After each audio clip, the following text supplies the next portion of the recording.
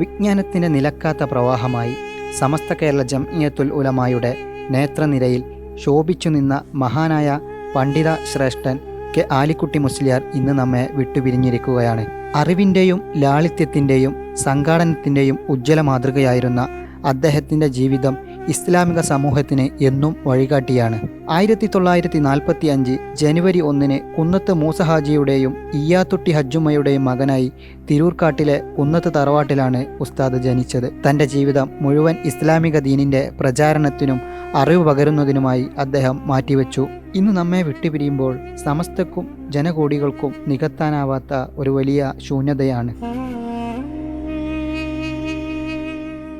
പോത്തുപള്ളിയിലെ പ്രാഥമിക പഠനത്തിനു ശേഷം വല്ലപ്പുഴ അലി ഹാജിയിൽ നിന്നാണ് അദ്ദേഹം ദർസ് പഠനം ആരംഭിക്കുന്നത്.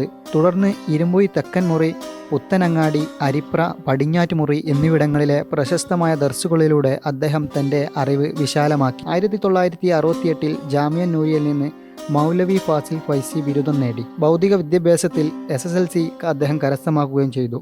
വലിയൊരു ഗുരുപരമ്പരയുടെ ശിക്ഷണത്തിലാണ് ഉസ്താദ് വളർന്നത്. ഷംസുൽ ഉലമ EK അബൂബക്കർ മുസ്ലിയാർ, കോട്ടുമല ഉസ്താദ്, തായക്കോട് കുഞ്ഞലവി മുസ്ലിയാർ, KC ജമാലുദ്ദീൻ മുസ്ലിയാർ, വെല്ലൂർ അബൂബക്കർ ഹസ്രത്ത്, പെരിന്തൽമണ്ണ സെയ്തലവി മുസ്ലിയാർ തുടങ്ങിയ ആധ്യാത്മിക രംഗത്തെ മഹാരഥന്മാരായ ഗുരുനാഥന്മാരുടെ ശിക്ഷണമാണ് അദ്ദേഹത്തിന് കരുത്തായത്. അറിവ് പകർന്നു നൽകുന്നതിനാണ് ആലിക്കുട്ടി ഉസ്താദ് തൻ്റെ ജീവിതത്തിൻ്റെ ഭൂരിഭാഗവും ചിലവഴിച്ചത്.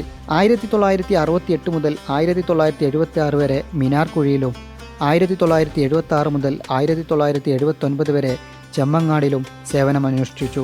1979 മുതൽ ദീർഘകാലം ജാമിയന്നൂരിൽ മുദരിസായി സേവനമനുഷ്ഠിച്ച അദ്ദേഹം 2003 മുതൽ പ്രിൻസിപ്പാളായും ജനറൽ മാനേജറായും അതിൻ്റെ പദവി അലങ്കരിച്ചു. കൂടാതെ SMF സംസ്ഥാന പ്രസിഡന്റിൻ്റെ പദവിയിലും അദ്ദേഹം ഉണ്ടായിരുന്നു. 1979 മുതൽ ജാമിയന്നൂരിയിൽ നിന്ന് പഠിച്ചിറങ്ങിയ ആയിരക്കണക്കിന് ഫൈസിമാരായ പ്രമുഖ ശിഷ്യന്മാർ അദ്ദേഹത്തിൻ്റെ അറിവിൻ്റെയും ശിക്ഷണത്തിൻ്റെയും വിളനിലങ്ങളാണ്. സമസ്ത കേരള ജംഇയ്യത്തുൽ ഉലമായുടെ ജനറൽ സെക്രട്ടറിയായും വൈസ് പ്രസിഡന്റായും പ്രവർത്തിച്ച അദ്ദേഹം സമസ്തയുടെ മുന്നണി പോരാളികളിൽ ഒരാളായിരുന്നു.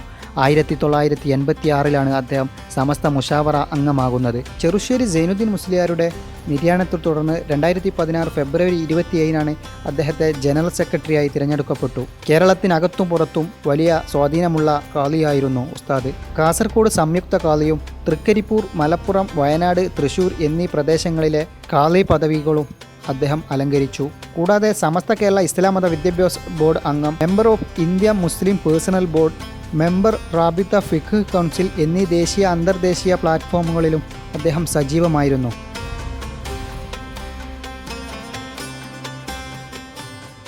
ഇന്ത്യയിലെ ഡൽഹി, ഹൈദരാബാദ്, കൊൽക്കത്ത, രാജസ്ഥാൻ, UP തുടങ്ങിയ സംസ്ഥാനങ്ങളിലും Saudi Arabia, UAE, Bahrain, Kuwait, Oman, Iraq, Lebanon, Egypt, Morocco, Yemen, Turkey, Libya, Malaysia തുടങ്ങിയ ലോകത്തിൻ്റെ വിവിധ ഭാഗങ്ങളിൽ ഇസ്ലാമിക സന്ദേശവുമായി അദ്ദേഹം സഞ്ചരിച്ചു.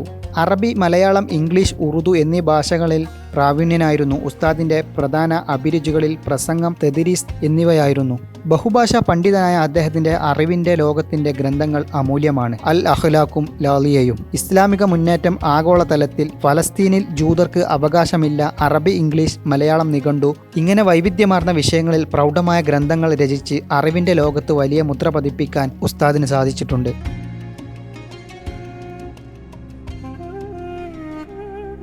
മഹാനായ ആലിക്കുട്ടി ഉസ്താദിൻ്റെ വേർപാടിൽ ദുഃഖിക്കുന്ന കുടുംബങ്ങളുടെയും സമസ്ത പ്രസ്ഥാനത്തിൻ്റെയും അസംഖ്യം ശിഷ്യഗണങ്ങളുടെ ദുഃഖത്തിൽ നമുക്ക് പങ്കുചേരാം.